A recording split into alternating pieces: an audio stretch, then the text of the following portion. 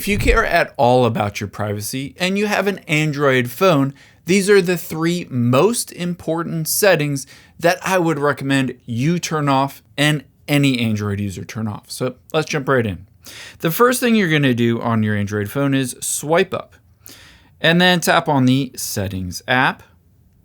After you're in here, tap on Notifications midway down. And then tap on Hide Content While Locked. If it's set to Show Always, this will show all of your sensitive information, text messages, emails, etc. to anybody, even if they haven't unlocked your phone. So make sure to switch this to Hide When Locked. You have to unlock your phone to be able to see the content in those text messages. Next, we're going to tap the back arrow at the top left and tap the back arrow again. From here, scroll down and then tap on Google Services. And at the right here, we're going to tap on All Services. Sometimes for me, this doesn't load very well, so let me try a couple times here, see if it'll work. There we go. Tap on All Services and scroll down and tap on Usage and Diagnostics at the bottom. You can see it says help improve your Android experience by sharing anonymous data with Google about all sorts of activity on your Android phone. I would highly recommend everybody turning this feature off because you don't necessarily need to share that information with Google.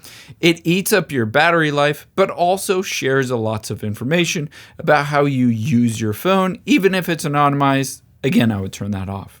Now, on to the third and most important thing. Let's hop out of here and open up Google Chrome, again on your Android phone. Let me go back to the beginning here. You're going to tap on your profile at the top right, and then tap on Manage Your Google Account.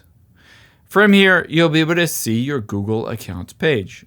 Scroll down and tap on Data and Privacy.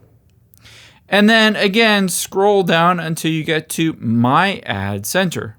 You can see on here, essentially, it shows you all of the information Google uses about you, your age, your gender. It might have information about your relationships, your household income, your education, even your work industry.